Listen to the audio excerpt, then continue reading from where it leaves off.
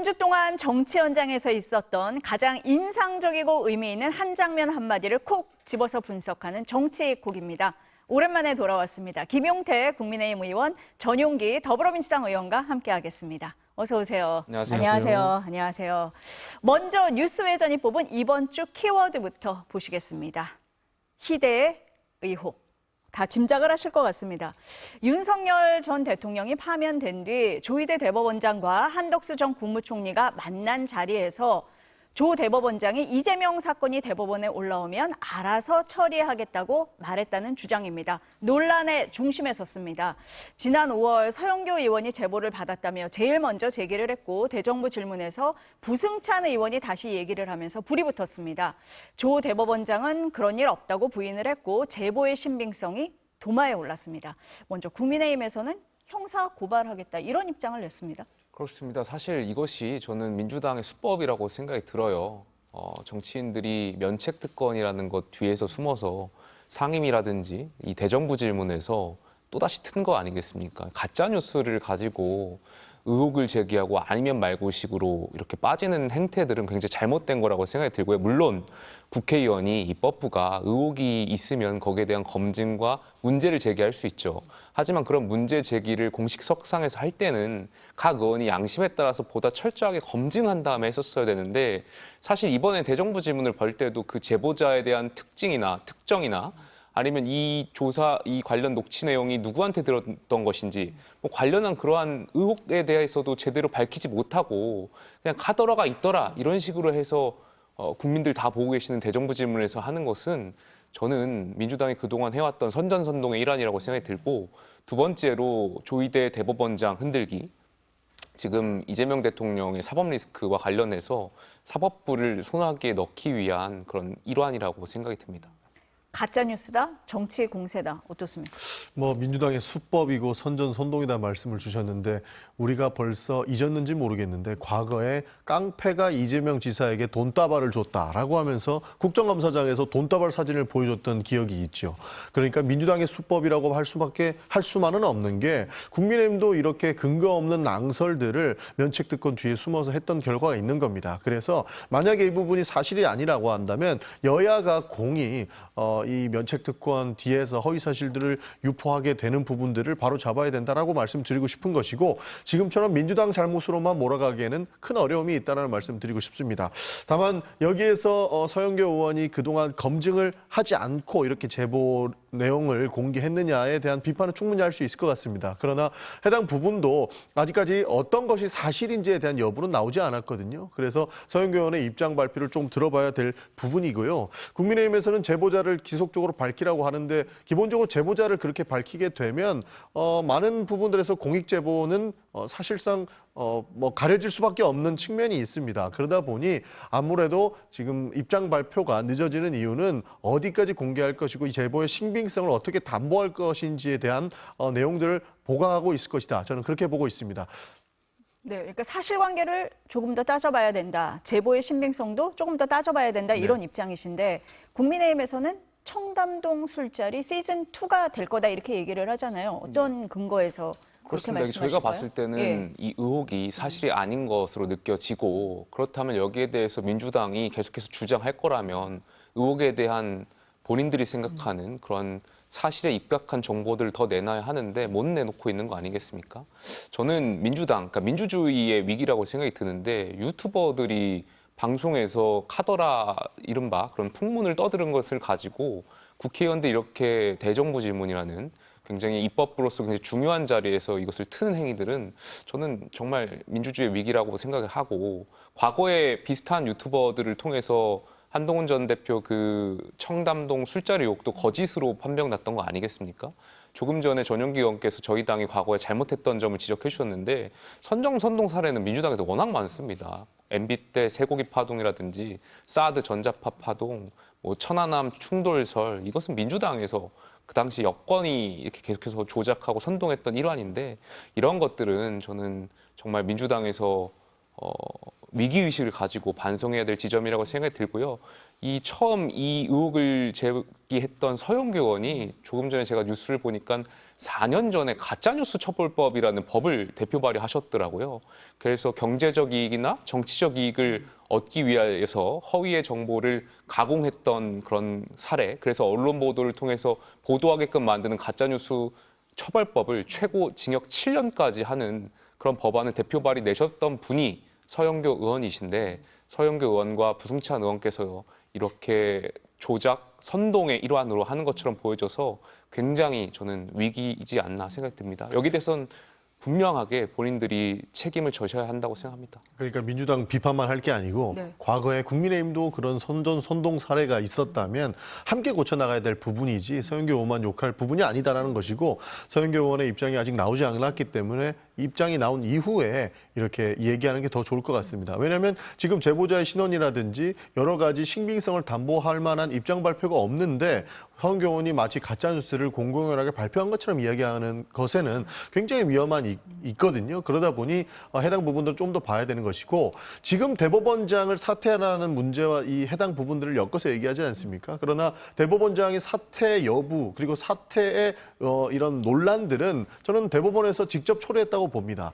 이재명 당시 대선 후보를 교체하기 위해서 굉장히 이례적으로 굉장히 빠르게 파기환송심을 결정했다라는 거죠. 그것이 마치 대법원 그에 있는 대법관들이 문서를 읽을 시간조차 있었느냐 하는 의혹에서 나왔던 것이고, 거기에 연장선으로 왜 조희대 대법원장은 저렇게 정치적인 판단을 하였을까라고 하는 의심을 사게 됐기 때문에 지금 이 의혹들이 지금까지 온 것 아니겠습니까? 그래서 해당 부분들을 조금 더 지켜보면서 우리가 대응할 필요가 있다. 가짜뉴스 잡는 것에 대해서는 저도 100% 동의한다는 말씀 드리겠습니다. 한 가지만 더 말씀드리면, 지금 조희대 대법원장은 만나서 논의한 적 없다 이렇게 밝히고 있지 않습니까? 그러나 MBC 보도에도 나왔듯이 지금 법원 내부망에 있는 인터넷에는 판사들도 논의한 적 없다가 아니고 실제로 한덕수 국무총리를 만난 적이 있느냐라는 질문까지 올라오고 있습니다. 왜냐하면 명확하게 털고 가려면 말로 인해서 혹시라도 법기술이 들어갈 수 있는 부분들을 차단하고 명확하게 만난 적도 없고 논의한 적도 없다고 밝혀주는 것이 사법부의 신뢰를 더 얻을 수 있을 것이다라고 하는 측면에서 그런 글이 올라왔다고 보거든요. 그렇기 때문에 해당 논란들이 정말로 사실이 아니다라고 밝혀지려면 서영교 의원의 제보자라든지 그리고 이 증언의 신빙성들을 다 논의한 이후에 책임을 물어도 늦지 않나라고 말씀드리겠습니다. 전 의원님이 말씀하신 부분이 지금 두 가지가 있거든요. 하나씩 좀 여쭤보겠습니다. 그러면은 민주당에서 오늘 공식 회의에서 제보에 대한 입장 발표는 없었거든요. 대신 김병기 원내대표가 라디오 인터뷰에서 그 의혹을 제기한 사람이 해명해야 된다라고 얘기를 했어요. 그러니까 당 차원에서의 검증은 일단은 지금까지는 없었다라고 없습니다. 이해하면 됩니까? 기본적으로 이런 의정활동의 일환으로서 당 차원의 검증을 하고 국회의원들이 이야기를 하지는 않습니다. 과거 계엄 사태만 하더라도 계엄을 할 것이다라고 하는 의혹 제기들을 김민석 총리가 했죠. 그때 당시 의원이었으니까요. 그런데 그때 당시에도 당에서 공식적으로 검증한 것이 아니고 김민석 의원이 한 것이다라고 이야기를 했지 않습니까? 그걸로 연장선으로 봤을 때에도 이런 의혹들은 개별 의원들이 개개별로 다 헌법기관이기 때문에 본인 차원에서 검증을 하고 발표를 하는 것이기 때문에 당 차원의 검증은 없었던 것이고, 그 때문에 앞으로도 나오는 논란들은 그 제보자라든지 이 제보의 신빙성 문제들은 개별 의원이 먼저 밝히는 것이 합리적이다라는 말을 하는 겁니다. 두 번째, 지금 전 의원님 말씀하신 거하고 일맥상통하는데 민주당 정청래 대표가 그럼 조희대 대법원장에 대한 의심이 왜 나왔냐, 거슬러 올라가면 이재명 당시 그 대표에 대한 그 재판 때문 아니냐 이런 얘기를 했어요. 그러면서 특검 수사까지 받아야 된다라는 얘기를 했는데 그렇다고 보십니까? 실제로 그 부분은 클린하지 못하죠. 그러니까 정말로 정치의 중심에 서 있어야 되는 사람, 그 3부 요인 중에 한 명인 조희대 대법원장 아니겠습니까? 누가 뭐래도 이분만큼은 정치에 빠져들지 않고 중립을 지켜야 되는, 그러니까 대한민국에 단 한 명이라고 해도 과언이 아닐 정도의 사람입니다. 그런데 조희대 대법원장은 왜 그런 판단을 했을까? 왜 그런 의혹 속으로 본인이 직접 걸어 들어갔을까?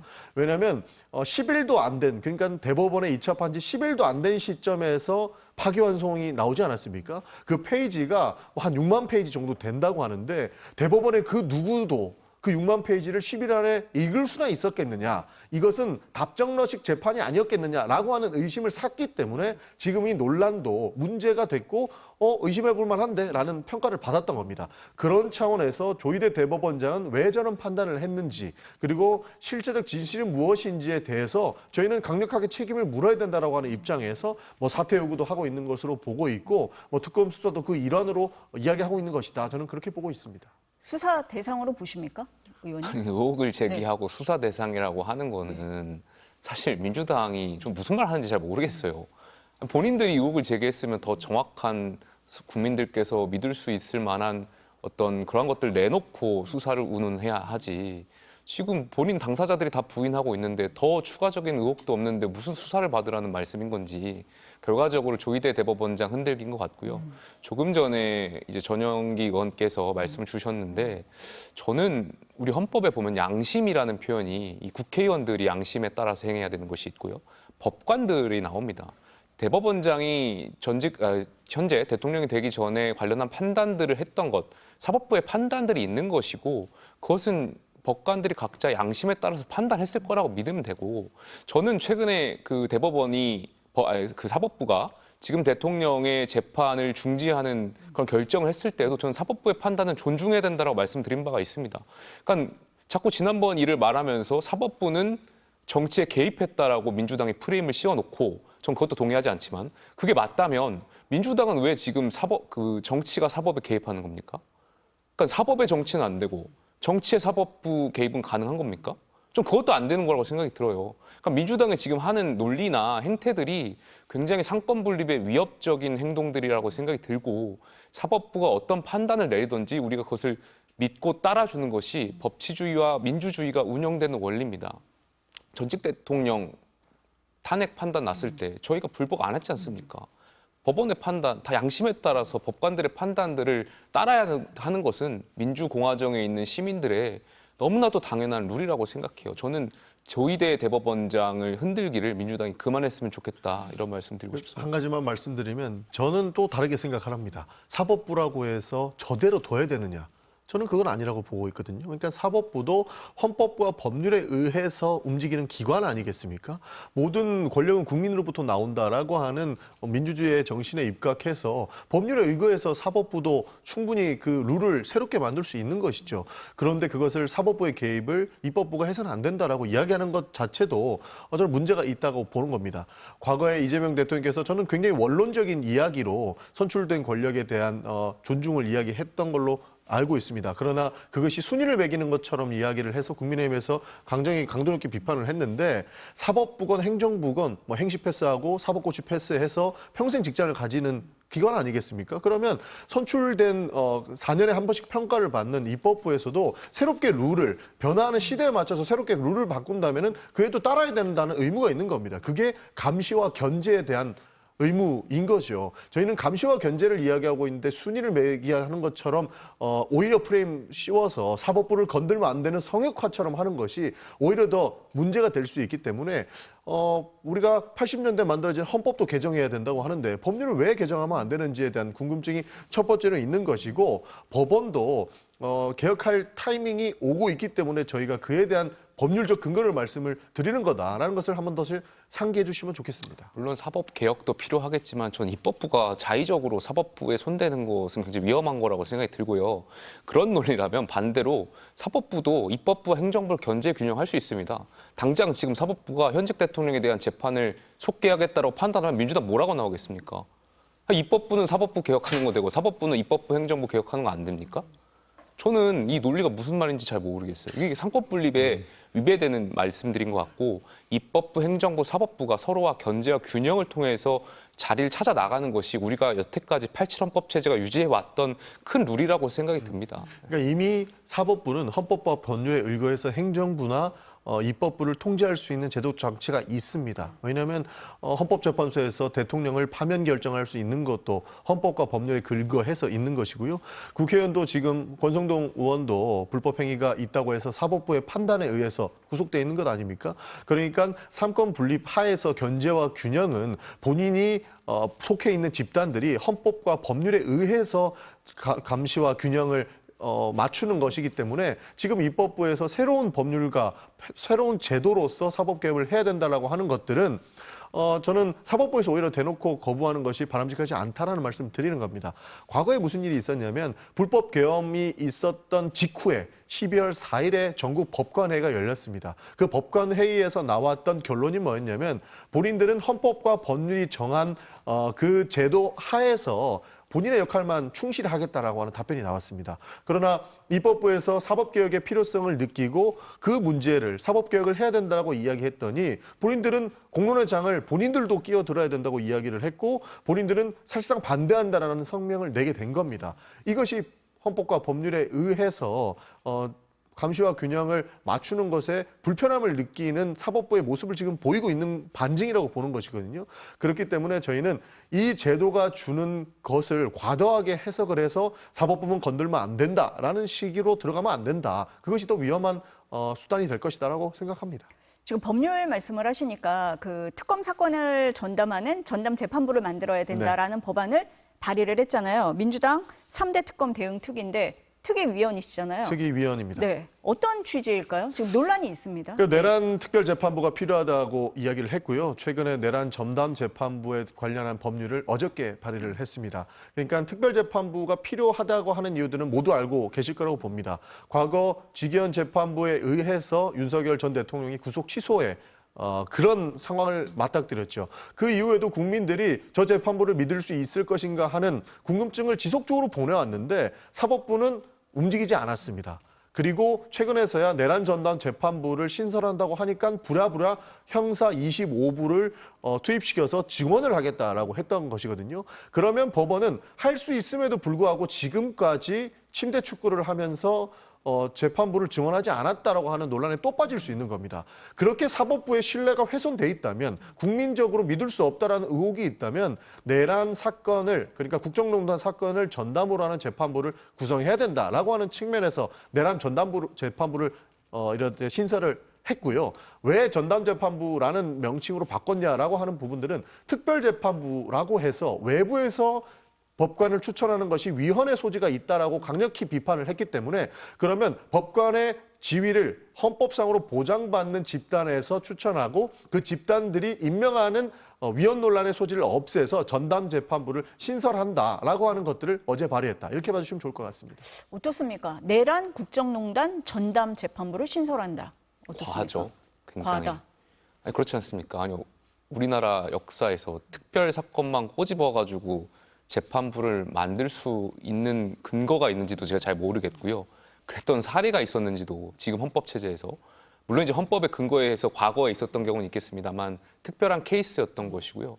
지금 상황에서는 전용기관이 말씀하셨던 그러한 사건을 설치할 수 있는 근거가 우리 헌법이나 법률에 없다라고 생각이 듭니다. 다시 말하면 민주당은 본인들에게 유리하게 혹은 본인들 입맛에 맞는 판사들만 그 판을 만들겠다라고만 읽혀져요. 그러니까 이재명 대통령과 관련해서 무조건 다 무죄가 나와야 되고 국민의힘과 관련해서 무조건 다 유죄만 나와야 하는 그런 재판부를 만들겠다라고도 들리고요. 저는 지금 민주당이 보여주고 있는 행태들이 굉장히 과합니다. 선출된 권력이 마음대로 계엄을 선포하는 것도 굉장히 부적절하고 반헌법적인 생각이지만 선출된 권력이 지금처럼 사법부를 자의적으로 재단하고 특별재판부를 만들겠다고 나오는 것 역시 계엄을 선포했던 그 전자행위와 저는 크게 진배 없다라고 생각이 듭니다. 아쉬운 건 민주당과 이재명 정부가 이렇게 위험한 행동들을 함에도 불구하고 국민의힘이 지적하는데 국민의힘이 국민의 신뢰를 얻지 못했기 때문에 이 지점이 국민들께 잘 안 와닿는 것 같아요. 저는 국민들께서 지금 민주당과 이재명 정부가 하는 행태들이 굉장히 위험하다라고 저는 많은 국민들이 인식하실 거라고 생각이 들고요. 민주당도 뭔가 대통령께 잘 보이려고 아부하려고 또 개딸들 이른바 극성 지지층들한테 잘 보이려고 국회의원들이 일을 하기보다는 우리가 살고 있는 이 공동체 그리고 앞으로 나아가기 위한 큰 틀에서 우리가 갖고 있는 이 게임의 룰에서 결정해 주기를 당부드리겠습니다. 국민들의 이재명 정부에게 가장 바라는 것인 내란 심판을 제대로 하기를 바랄 겁니다. 그래서 다시 한번 대한민국 민주사를 흔드는 불법 비상계엄과 내란 사태가 일어나지 않게끔 하라는 명령을 저희는 받았다고 보고 있는 것이고요. 이것은 바로잡는 과정의 일환이다 이렇게 봐주시면 좋을 것 같습니다. 그리고 특별재판부를 이렇게 만든 역사가 없다라고 말씀 주셨는데 그런 역사는 충분히 있고요. 이번에는 전담재판부이기 때문에 더욱이 위헌 논란을 배제했다는 말씀 드리겠습니다. 쉽게 말씀 하나만 드리면요. 행정심판은 지금 행정법원에서 하고 있고 가사재판은 가정법원에서 하고 있습니다. 그리고 얼마 전에 서울지법에서도 지식재산권에 관련된 전담을 하기 위해서 새로운 부를 또 신설했거든요. 그와 같이 법원에서 헌법이 보장하는 법률적 지위를 법관의 지위를 가진 사람이 재판할 수 있는 내란특별재판부를 전담부를 신설하자는 거기 때문에 이거에 대해서는 크게 논란이 없을 것으로 저희는 보고 있습니다. 그런 식의 논리면 현직 대통령 뭐 재판부도 전담으로 하는 거 만들 겁니까? 저는 진짜 민주당이 너무 과하다라고 생각해요. 그러니까 다시는 지금 같은 상황에서 계엄이 있어서도 안 된다라고 생각하는 거에 동의하고요. 여기에 대해서 책임이 있거나 책임져야 할 사람들은 분명히 사법부의 판단도 받아야 된다는 건 전 동의합니다. 근데 우리가 어디까지나 그 처벌이나 책임을 규명하는 것도 우리가 갖고 있던 선배들이 만들어 왔던 그 헌법 정신과 헌법 테두리 안에서 해야 되는 겁니다. 근데 이걸 자꾸 뛰어넘거나 과하게 뭔가 해석해서 새로운 무언가를 만든다는 것은 저는 조금 전에 말씀드렸던 것처럼 자의적으로 해석해서 계엄을 선포하는 행위와 다를 게 없다라고 생각해요. 민주당도 지금 굉장히 위험한 행동들을 하고 있는 거라고 생각합니다. 그리고 그 재판부에 대해서 한 말씀만 더 드리면 네. 그렇게 추천위원회가 구성돼서 전담 부서의 임명은 헌법과 법률이 정한 대로 대법원장이 하게 돼 있거든요. 그렇기 때문에 큰 논란에 빠질 이유는 없다는 말씀 드리겠습니다. 근데 최종적으로 대법원장이 임명을 하게 돼 있는데 외부 위원회에서 법관을 어쨌든 뭐 임명을 하게 되는 그 절차에 관여를 하게 되고 또 그 위원회에 법무부가 들어가 있는 거에 대해서는 좀 논란이 있잖아요. 그 네, 부분은 있습니다. 어떻습니까? 실제로 법무부가 예. 행정부인데 이렇게 추천위원회에 들어가 있는 것이 맞느냐라고 하는 이야기가 있습니다. 지금 저희가 법률안으로 담았던 내용들은 판사회에서 4명, 그리고 변호사협의회에서 4명, 그리고 법무부에서 1명 이렇게 돼 있거든요.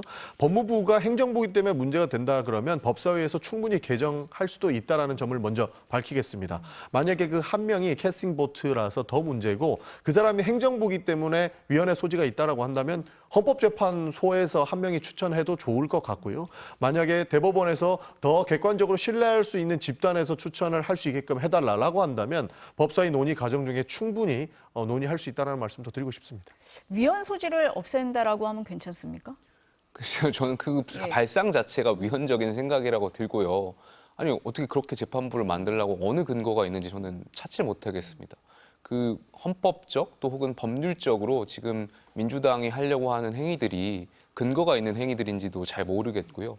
저는 거듭 말씀드리지만 이거는 정말 아마 여론조사를 해봐도 많은 국민들이 저랑 생각이 다르지 않을 거라고 생각이 듭니다. 그래서 민주당도 지금 어떻게 보면은 극성 지지층들 분들 이분들의 입맛을 따라서 좀 국회의원들이 움직이려고 하는 것 같은데 양당이 이런 극성 지지층들로부터 분리되어야 할 필요가 있지 않나 생각이 듭니다.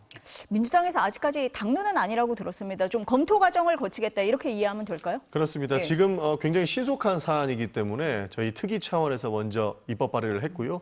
이후에 최고위원회에서 지도부 회의를 거친 다음에 의원총회에서 최종 추인을 받는 것이 기본적으로 당론으로 가기 위한 절차입니다. 그래서 지금 첫 번째 단계를 거쳤다는 말씀을 드리는 것이고 지도부 논의 후에 그리고 또다시 문제가 될 수 있는 부분들은 의원총회 추인 과정 중에 나올 것이기 때문에 크게 문제될 만한 소지들은 웬만하면 빼자라고 생각을 하고 있습니다. 과거에 있었던 검찰개혁이나 여러 지금 내란 특검, 더 센 특검법에 관련해서도 민주당 의원총회에서 가장 중요하게 생각하는 것들은 위헌의 소지입니다.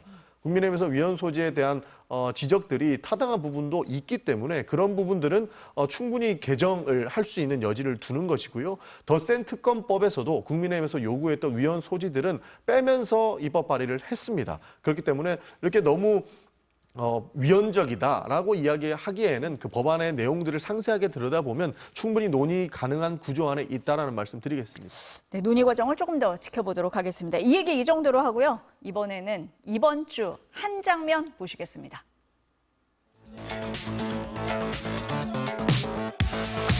내란의 밤에 윤석열과 통화 기록까지 나오고 있는 이 현역 의원이 사실상 수사 대상임에도 불구하고 법사위 간사를 맡는다라고 하는 것 자체가 저는 어불성설이라는 생각이 들고요. 대법원에서 유죄 취지 파기환송 판결받은 이재명 대통령 어떻게 국정 수행합니까? 다시는 이런 인간이, 이런 사람이 국민을 대의한다고 국회의원 배지를 달고 간사까지 나오는 일은 절대로 없어야 한다라고 생각합니다.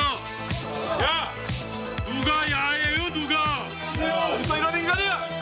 남편이 법원장이니까 아내가 법사위 간사해서 되느냐. 남편까지 욕먹이고 있잖아. 당신은 상황으로 봐야 돼요, 지금. 돌아가셨어요. 그렇죠? 그러면 다 안 되는 거예요. 너무 무리한 봐.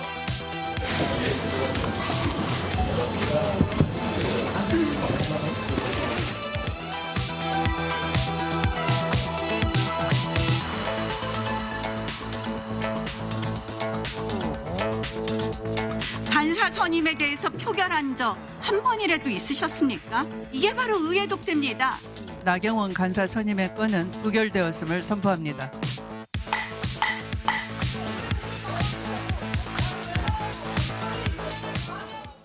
간사가 뭐길래 국민의힘이 나경원 의원을 국회 법사위 야당 간사로 선임하려고 했는데 민주당이 표결에 붙여 부결시켰습니다. 많은 분들이 국회 상임위 간사, 법사위 간사가 뭐길래 여야가 이렇게 강경하게 대립할까 궁금해합니다. 의정활동 하시면서 네. 어떻게 설명하시겠어요? 간사가 사실상 귀당이 추진하고자 하는 모든 것들을 결정할 수 있는 사람입니다. 그러니까 간사가 동의하면 법안도 넣었다 뺐다 할 수 있고요. 예산도 상정할 것과 말 것을 빼고 넣고 할 수 있습니다. 그러니까 국민의힘에서 추진하는 법안들은 간사의 허락이 없다면 사실상 통과되기 어려운 그런 무소불위한 권력을 가지고 있습니다. 너무 과하게 얘기했다 싶기는 한데요. 그럼에도 불구하고 실제로 간사가 반대하면 협상이 멈춰버리는 사태가 발생되고요. 가장 첨예하게 대립할 때 위원장이 할 수 있는 말은 간사 간 협의하고 오세요라는 이야기로 대체합니다. 그만큼 간사가 중요성이 크기 때문에 그 피감 기관들한테 영향력을 미칠 수 있는 부분들은 상당히 크다 이렇게 봐주시면 좋을 것 같습니다. 영향력은 큰 것 같습니다. 이 상황 어떻게 보세요? 아니 간사가 사실 우리 국회가 이제 교섭단체를 중심으로 운영을 하게 되어 있고 그 교섭단체 안에서 각 상임위에서 이제 간사를 선임하는 것인데 간사는 그 해당 교섭단체의 입장을 존중해 왔죠. 그리고 호선에서 선거를 해서 호선을 통해서 뽑아왔죠. 그래서 국민의힘이 해당 상임위에서 어떤 특정한 인원을 간사로 내세우면 사실상 여야가 합의해서 간사로 추대하는 것이 그동안의 관례입니다. 근데 저렇게 국민의힘의 간사를 법사위원 전원이 특히 여당 중심으로 반대하는 것 자체가 저는 우리가 그동안 8.1법 체제가 여야가 서로 존중해주고 합의해왔던 관행 자체를 허물어뜨리는 거라고 생각이 들고요. 문재인 정부 때부터 윤석열 정부, 야당을 인정하지 않고 여당만 국회를 운영하려고 하는 이 행태들, 지금 이재명 정부도 똑같이 운영하려고 하는 것 같아요. 그러니까 야당이 어떤 간사를 선임했다고 하더라도 인정하지 않고 여당끼리 그걸 또 투표에 붙여서 하고 있는 이 행태들이 야당을 인정하지 않는 거잖아요. 그러니까 문재인 정부는 적폐청산이라는 적폐몰이로 야당을 국정 파트너로 인정 안 했고 윤석열 정부는 반국가 세력이라고 해서 당시 야당을 인정 안 했고요. 지금 이재명 정부도 대통령께서는 협치를 말씀하시지만 민주당은 뭐 실제 보여주는 것은 야당을 인정하지 않고 간사 선임조차도 자기들 마음대로 하겠다는 것은 저는 국회가 완전히 뭐 작동을 하지 않는 거다. 완전히 여야 간의 존중의 문화가 없어졌다라고 생각이 들고요. 민주당이 나경원 의원의 남편과 관련해서 법사위 간사에 대한 부적절하다라는 그런 말씀들 많이 하고 있는데 만약에 그런 부적절하다라고 있는 가이드라인이 있지도 않지만 만약에 그렇다고 하더라도 설사 그거는 나경원 의원과 국민의힘이 정치적으로 책임져야 될 문제입니다.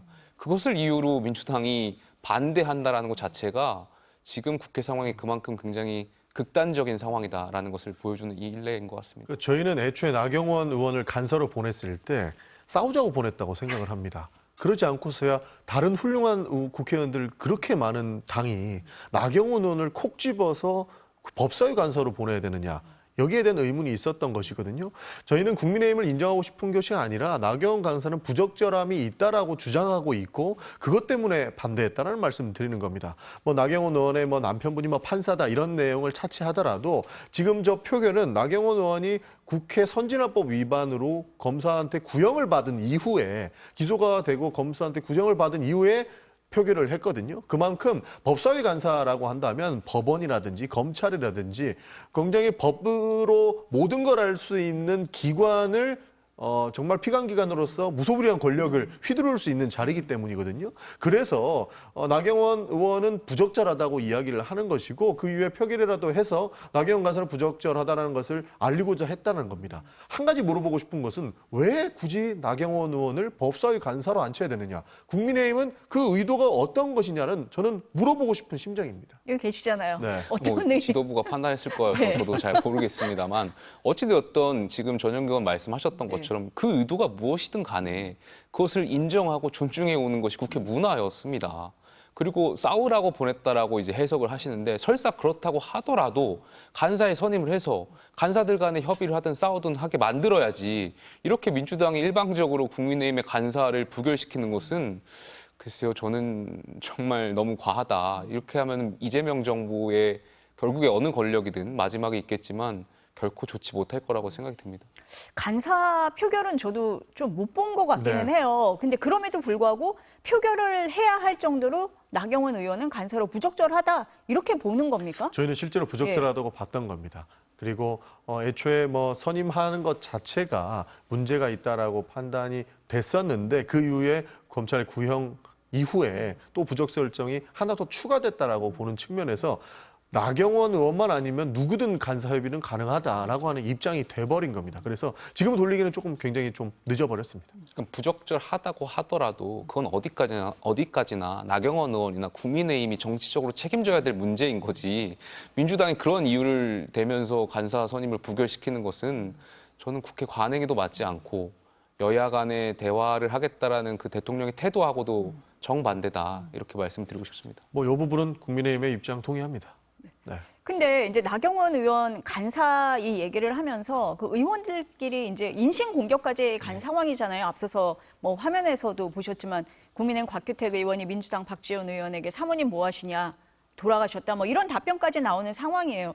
그럼 법사위가 그렇게 중요한 상임인가?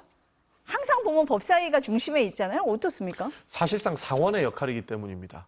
다른 나라 같은 상임위의 경우는 상임이다. 그렇죠. 그러니까 다른 나라에서는 하원에서 법안을 심사하면 그것이 적절한지 상원에서 다시 한번 표결을 하는 시스템 아니겠습니까? 쉽게 얘기해서 지금 국회에서 상임위를 통과된 모든 법안들은 체계자구 심사를 위해서 법사위에 재상정됩니다. 거기에서 한 번 더 추가적으로 논의된 이후에야만이 본회의에 올라와서 전체 의원들이 표결을 할 수가 있거든요. 그러니까 사실상 법안을 모두 다룰 수 있는 상원의 기능을 하고 있기 때문에 법사위 간사의 중요성이 더욱 높아진 것이다. 이렇게 봐주시면 좋을 것 같습니다. 한 가지 말씀을 더 드리면 지금 보시는 저 모습은 굉장히 부적절한 게 맞습니다. 결국에는 의원들끼리 인신공격을 하게 되는 것이고 서로에게 해서는 안 될 말까지 하게 되는 것 아닙니까? 뒤에 사과하는 부분들은 당연히 인간적으로 긍정적으로 평가를 하지만 더 이상 인격적으로 문제가 되는 그러니까 인간적으로 해서는 안 되는 그런 미움들은 반복되지 않았으면 좋겠다는 말씀까지 붙이겠습니다. 국민의힘에서 법사위원장 자리 내놓으라고 계속 요구했었잖아요. 근데 지금 간사 선임도 못하고 있는 상황이 돼버렸거든요. 지금 여대 야소 예. 상황인 예. 거고 민주당이 국민의힘을 제1야당의 파트너로서 인정하지 않다 보니까 이러한 일들이 계속 벌어지고 있을 거라고 생각이 들고요.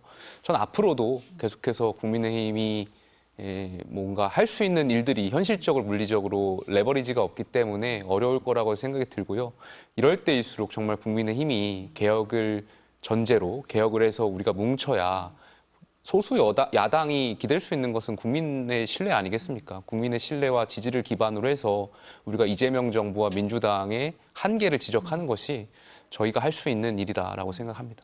전용기 의원 말씀을 들어보니까 간사가 굉장히 영향력이 있는 것 같아요. 그런데 지금 상임위에서 지금 이제 국감을 앞두고 있는데 상임위에 간사가 없는 상황이잖아요. 그럼 국민의힘은 뭐 앞으로 어떻게 하는 겁니까? 사실상 간사가 있어도 민주당이 일방적으로 법사위를 운영했고 지금 사실상 간사 선임을 안 해주겠다는 것은 앞으로 법사위를 여당 입맛대로 운영하겠다. 사실상 야당 필요 없다. 이런 의미로 해석이 될 것 같습니다.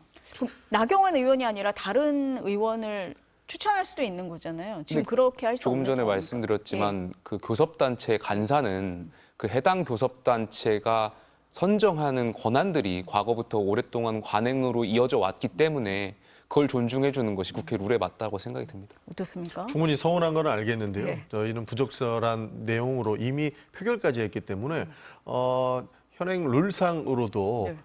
올해 12월까지는 간사 선임안이 재상정되기는 어렵습니다. 그렇기 때문에 하루빨리 정상화하기 위해서 차라리 김용태 의원이 간사로 오신다면 저희는 내일이라도 당장 통과시키겠다는 말씀을 제가 좀 넘치지만 감히 드리겠습니다. 간사뿐만이 아니라 지난번에 인권위원회 인권위원 추천목도 사실 교섭단체가 추천하는 목을 민주당이 부결시켰던, 그러니까 국민의 추천목 부결시켰잖아요. 계속해서 이런 일이 벌어지고 있다는 것 자체가 관행이 무너졌다 말씀드리고 싶습니다. 그러니까 너무 과한 인사들이 많이 올라옵니다. 실제로 네. 인권위원 부결에 대해서도 한 말씀만 드리면 제가 국회 운영위원회 하면서 인권위원장의 부적절한 말들, 부적절한 행위들에 대해서 지적을 했었는데 정말로 더 많은 논란들을 낳을 수 있을 만한 사람만 추천한다는 느낌을 많이 받습니다. 그래서 실제로 인권위원회가 제대로 작동하기 어려운 상황까지 초래하고 있기 때문에 그런 부분들은 조금의 우리가 많은 논란을 겪고 힘든 상황을 겪더라도 바로 잡는 것이 역할이라고 보고 있기 때문에 조금만 더